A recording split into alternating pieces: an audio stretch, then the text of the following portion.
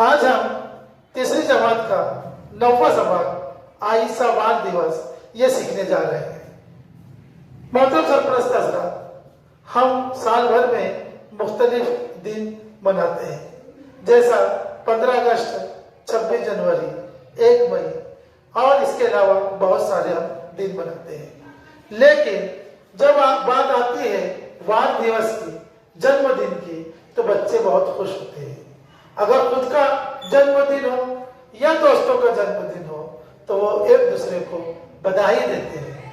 इस सबक में आयशा बाल दिवस यानी माँ का जन्मदिन किस तरह मनाते हैं और किस तरह से वो अपने तमाम दोस्तों को बुलाते हैं और साझा करते हैं, यह दिखाया गया है। चलिए शुरू करते हैं 9वां पाठ आयशा बाल दिवस।